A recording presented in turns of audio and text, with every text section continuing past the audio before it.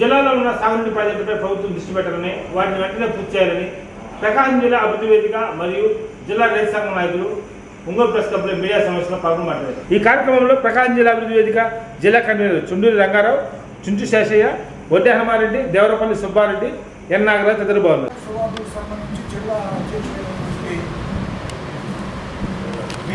మన జిల్లాలో సాగునీటి ప్రాజెక్టుల యొక్క స్థితిగతుల గురించి, ప్రస్తుతము పరిస్థితుల గురించి ఇట్లాంటప్పుడు దానికి ముఖ్యమైనటువంటి పిలుపులు వచ్చిన మీ అందరూ కూడా హృదయపూర్వక ధన్యవాదాలు. కరువు కాటకాలు తాండవించేటటువంటి పశ్చిమ ప్రకాశము, నెల్లూరు జిల్లాలో ఎగువ ప్రాంతము, అలాగే కొద్ది ప్రాంతము కడపకి, మొత్తం మీద 4,37,000 ఎకరాలకు నీరిచ్చేటటువంటి క్రమము. ఆ 4,37,000 ఎకరాలకి నీరిచ్చేదానికి 96లో శ్రీయుత చంద్రబాబు నాయుడు, 2004లో శ్రీయుత రాజశేఖర రెడ్డి గారు, వైఎస్ రాజశేఖర రెడ్డి గారు శంకుస్థాపన చేశారు. తొలుత 978 కోట్లతో ప్రారంభమైంది. రాజశేఖర రెడ్డి గారి హయాంలో ఆయన దిగిపోయే నాటికి 5,800 కోట్లకు పెరిగింది. ఆ తర్వాత చంద్రబాబు నాయుడు గారి హయాం అయిపోయేసరికి 8,000 కోట్లకు పెరిగింది. ఇప్పుడు ఈయన గారికి హయాంకి వచ్చేసరికి 10,000 కోట్లు దాటింది. మరి మేము నేరుగా మాకు తోచింది చెప్పడానికి మీ వద్దకు రాలే. మేము ఈ సంవత్సరం డిసెంబర్ 23వ తేదీన చీఫ్ ఇంజనీర్ గారిని కలిసాం. చీఫ్ ఇంజనీర్ మార్చి 23న ఏమన్నా నేను 23న 2023 మార్చి 23న చీఫ్ ఇంజనీర్ గారిని కలిసాం.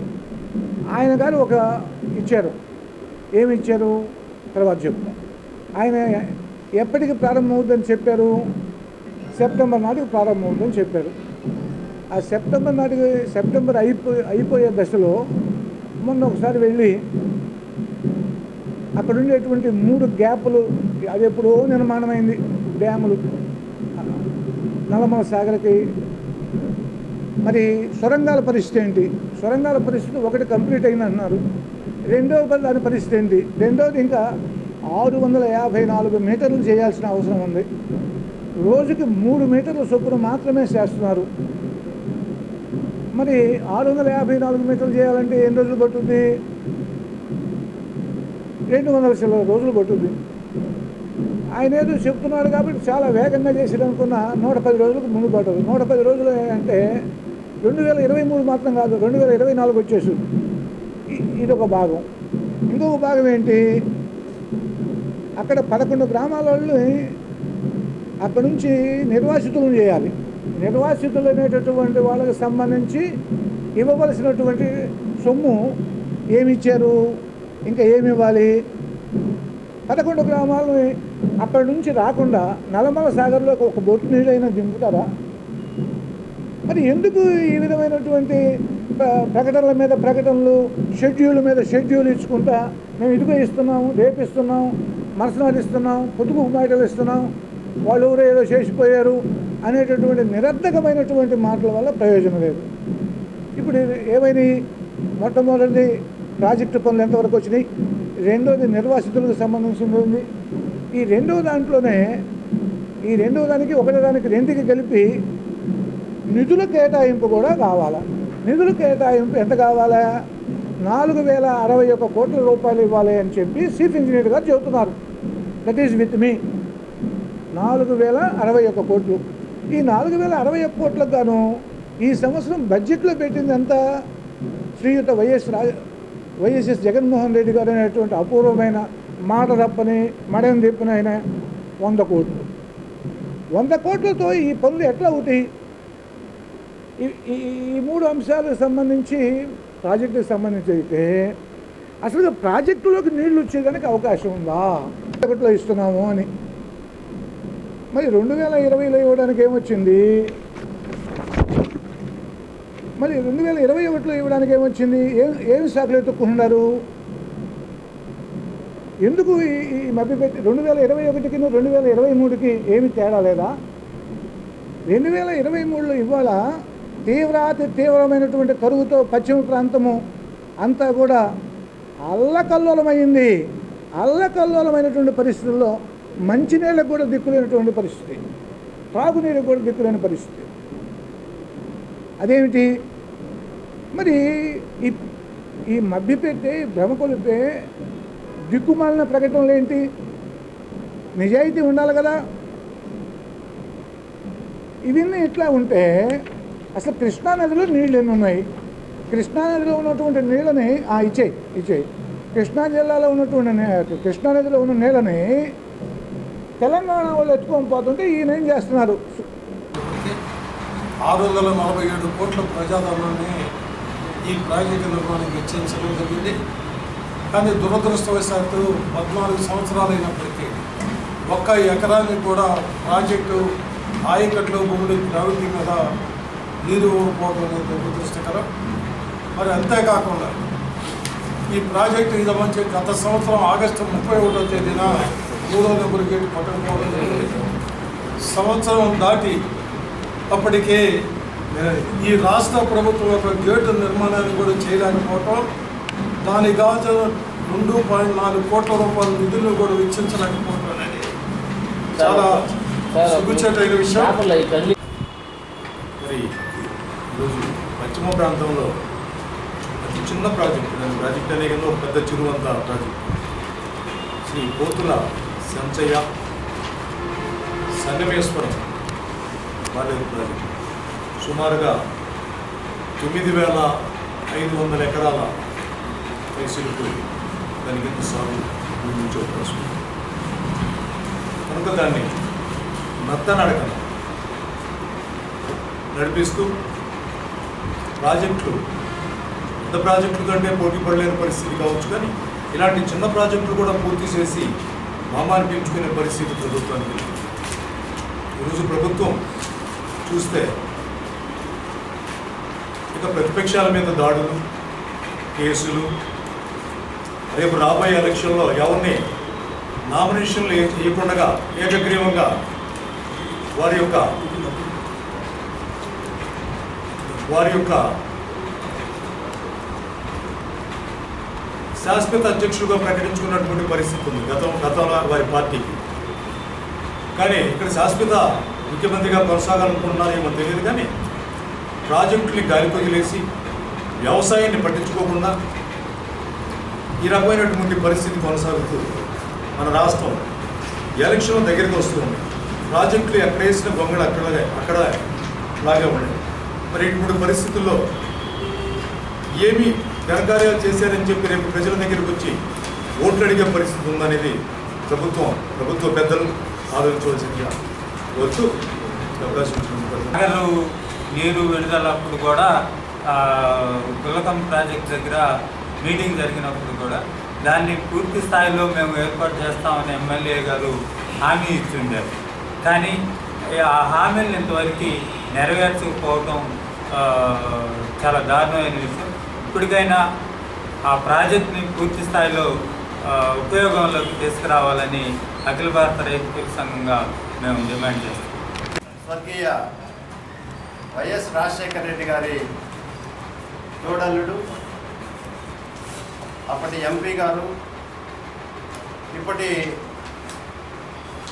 వైఎస్ఆర్సీపీ పార్టీలో అతి ముఖ్యమైనటువంటి బాధ్యతల్లో ఉండి నిన్నటిదాకా టీటీడీ చైర్మన్గా ఉన్నటువంటి వైవి సుబ్బారెడ్డి గారి నాన్న పేరుతోటి గుళ్ళకమ్మ మీద తమ్మవరం దగ్గర లిఫ్ట్ ఇరిగేషన్ని రాజశేఖర రెడ్డి గారు ముఖ్యమంత్రిగా ఉన్న సందర్భంలో శంకుస్థాపన చేయడం జరిగింది. అయితే అప్పటి నుంచి ఇప్పటి వరకు అది నత్తనడకనే సాగుతూ ఉంది. అనేక మంది ముఖ్యమంత్రులు మారారు. జగన్మోహన్ రెడ్డి ముఖ్యమంత్రి అయిన తర్వాత అది వేగంగా పూర్తి చేపిస్తామని చెప్పేసి సుబ్బారెడ్డి గారు కూడా అనేక సందర్భాలు చెప్పారు. ఇది 2 మండలాల్లో విస్తరించినటువంటి ఈ పథకము కొరిసిపాడు, నాగులపూడిపాడు మండలంలో 1.330 కెపాసిటీ తోటి 20,000 ఎకరాలకి నీరు అందించేటువంటి ఈ ప్రాజెక్టు చాలా కొద్ది వ్యయంతో పూర్తయ్యేటువంటి అవకాశం ఉన్నప్పటికీ ఇది పూర్తి చేయడంలో జగన్మోహన్ రెడ్డి గారి ప్రభుత్వం మేనమేషాలు లెక్క పెడతా ఉంది. మీరు ఒకసారిగా గమనిస్తే ఇరిగేషన్ రంగానికి ఈ జగన్మోహన్ రెడ్డి గారి ప్రభుత్వం ఎందుకో రైతుల మీద ప్రేమ లేకనో లేకపోతే ఇష్టం లేకనో తప్పితే ఏ ప్రాజెక్టుకి కూడా చాలా చిన్న ప్రాజెక్టులకు కూడా తక్కువ వ్యయంతో కంప్లీట్ అయ్యేటువంటి ప్రాజెక్టులు కూడా నిధులు కేటాయించకుండా ఇవాళ ప్రకాశం జిల్లాలో ఉన్నటువంటి ప్రాజెక్టుల మీద శీతకం వేసినటువంటి పరిస్థితి. అందువల్ల వెంటనే ఇప్పటికైనా వైవి సుబ్బారెడ్డి గారు చొరవ తీసుకొని జగన్మోహన్ రెడ్డి దగ్గర అయ్యా మీ కొడుకు వరుస ఏంటంటే ముఖ్యమంత్రి ఆయన మీద ఒత్తిడి తీసుకొచ్చి ఆ 2 మండలాల ప్రజలకి ఉపయోగపడే విధంగా ఆ ప్రాజెక్టుని మీ నాన్నగారి పేరుతో పెట్టినటువంటి ప్రాజెక్టుని దాన్ని వెంటనే పూర్తి చేసే విధంగా చర్యలు తీసుకుంది. కొత్తపట్నం తీరంలో వినాయక నిమజ్జనం జరిగే ప్రదేశాన్ని జిల్లా ఎస్పీ మల్లిక గారు స్వయంగా పరిశీలించారు. ఈ సందర్భంగా జిల్లా ఎస్పీ మాట్లాడుతూ నిమజ్జన సమయంలో ఎలాంటి అపరిస్థితి అవాంతరాలు తలెత్తకుండా నిరంతర అప్రమత్తతో విధులు నిర్వహించాలని ఈ సందర్భంగా అన్నారు. ప్రశాంత వాతావరణంలో సురక్షిత వినాయక నిమజ్జనాన్ని ప్రతి ఒక్కరూ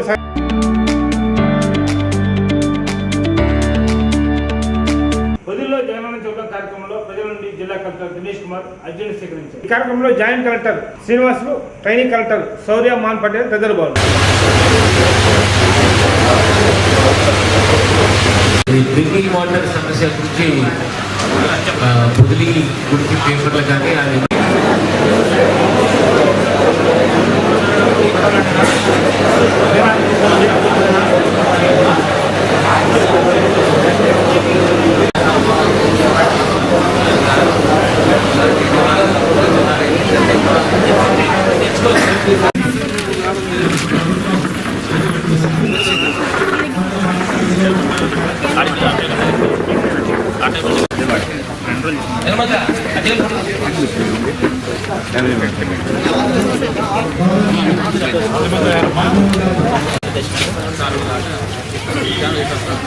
జనాలు అటే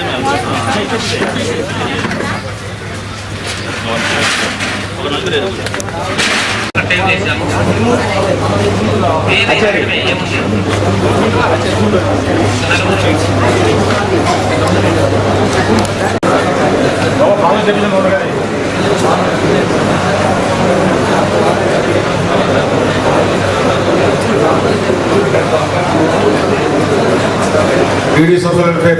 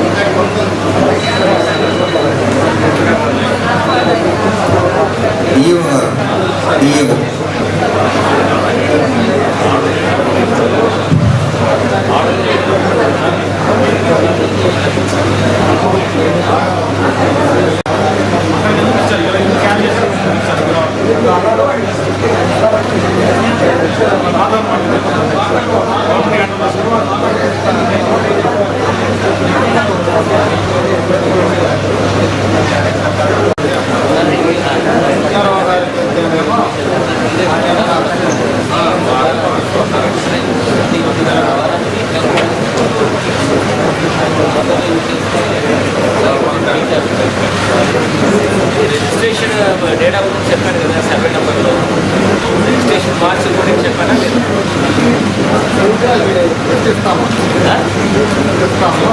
చెప్పాను కదా. మళ్ళీ dissatisfied close the grievances but dissatisfied వాళ్ళని కూడా ఈ స్పందనకి రమ్మని చెప్పేస్తే వాళ్ళ ఇష్యూ ఏంటి, ఎందుకు వాళ్ళు డిస్సాటిస్ఫై అయిపోయారు, మనం క్లోజ్ చేసినప్పుడు కూడా ఎందుకు డిస్సాటిస్ఫాక్షన్ ఉంది అని వాళ్ళ ద్వారా మీరు ఫీడ్బ్యాక్ తీసుకుంటే ఫ్యూచర్లో కానీ ఆ పర్టికులర్ స్పందన కానీ ఎట్లా ఏ విధంగా క్లోజ్ చేయాలని మీ సూచనలు కూడా ఈ సంబంధపడిన అధికారులకి పోవచ్చు.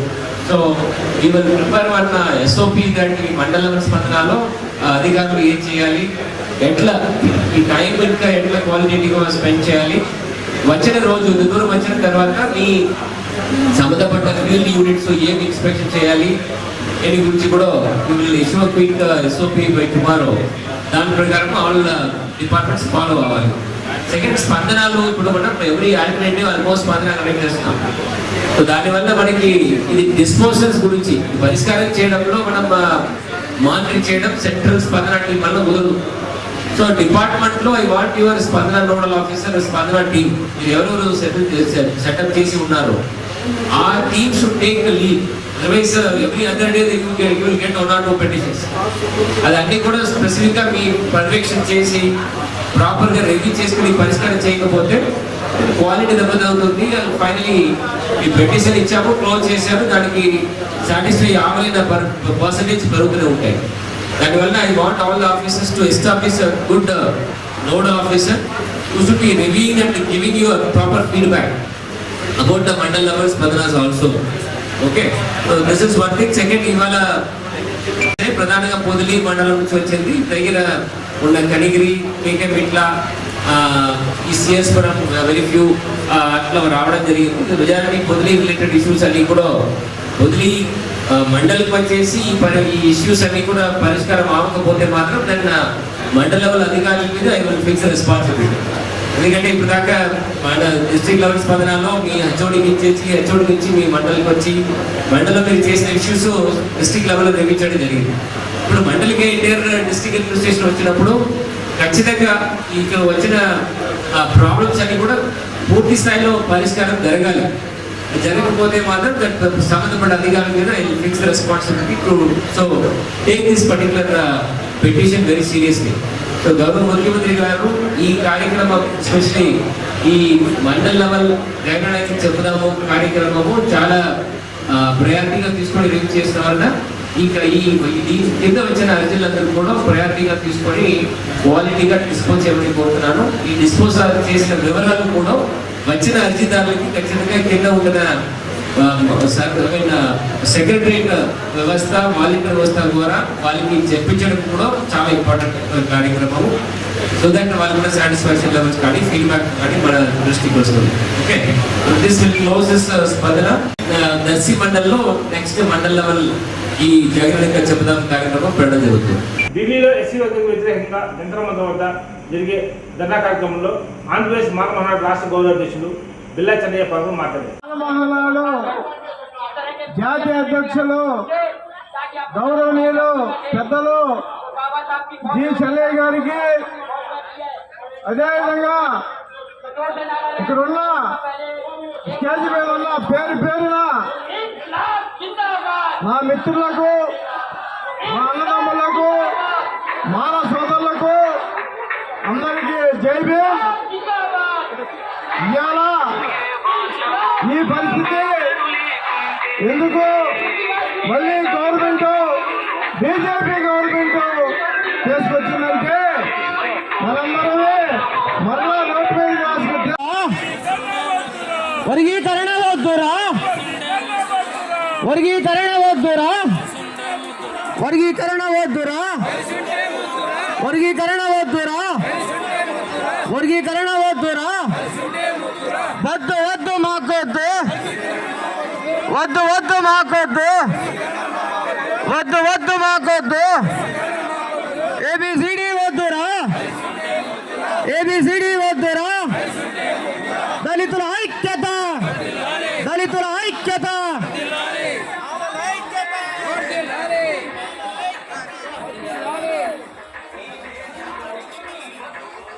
ఎవరైతే సోషల్ మీడియా అవగాహన ఉన్న వాళ్ళు ఉన్నారో దయచేసి సోషల్ మీడియా ఇన్స్టా కానీ ఫేస్బుక్ కానీ లైవ్ పెట్టి మనం ఇక్కడ ఏదైతే మాలల కోసం చేసే కృషి ఏదైతే ఉన్నదో ధర్నా, ఈ కార్యక్రమాన్ని మన 2 తెలుగు రాష్ట్రాలకు తెలియజేయాల్సిన బాధ్యత. దయచేసి క్షమించండి, పౌల్ గారు స్టేజ్ మీదకి రావాల్సిందిగా కోరుతా ఉన్నాం. ఇక్కడ మన తెలుగు రాష్ట్రాల్లో అయితే అందరూ మనకు పరిచయస్తులు, మన కులస్తులు ఉంటారు కాబట్టి మనకు అక్కడ పత్రికా విలేకరులు, సోషల్ మీడియా మిత్రులు మన వాళ్ళు ఉంటారు కాబట్టి ఇక్కడ ఉన్న వాళ్ళు ఎవరైతే ఉన్నారో మన ఉనికిని చాటుకోవడానికి మనం చేసే కార్యక్రమాన్ని మన రాష్ట్రాలకు నలుమూలల పల్లె పల్లెన ప్రాంత ప్రాంతానికి ప్రతి ఒక్కరికి మన బిడ్డలకి తెలియాలంటే మనం సోషల్ మీడియాని ఆయుధంగా వాడుకొని జాతీయ అధ్యక్షులు గౌరవనీయులు పెద్దలు జి చెన్నయ్య గారికి, అదేవిధంగా ఇక్కడున్న స్టేజ్ మీద ఉన్న పేరు పేరున మా మిత్రులకు, మా అన్నదమ్ములకు, మానవ సోదరులకు అందరికీ జై భీమ్. ఇవాళ ఈ పరిస్థితి ఎందుకు మళ్ళీ గవర్నమెంట్ బీజేపీ గవర్నమెంట్ తీసుకొచ్చిందంటే మనందరమే మరలా నోటు మీద రాసుకుని తీసుకొచ్చే పరిస్థితి బీజేపీ గవర్నమెంట్ తీసుకొచ్చిందని చెప్పారు కూడా ఈ సందర్భంగా మాట్లాడుతూ. అయితే గతంలో గౌరవనీయుల పూజలు శివరావు గారు ఢిల్లీలో కూర్చొని ఇక్కడ ఉండే ఐఏఎస్ ఐపీఎస్ తల్లి సోదరులందరితో కలుపుకొని వర్గీకరణ చేయడానికి లేదు అని సుప్రీంకోర్టులో జడ్జిమెంట్ వచ్చేంత వరకు ఆయన ఢిల్లీలో కూర్చొని చెన్నయ్య వీళ్ళందరూ కూర్చొని దీన్ని సాధించుకొని దీని మీద మనం సుప్రీంకోర్టులో ఇది వర్గీకరణ 59 కులాలకి చెల్లదు, ఇది రాజ్యాంగబద్ధం చెల్లదు అని చెప్పి సుప్రీంకోర్టు ఇచ్చిన తర్వాత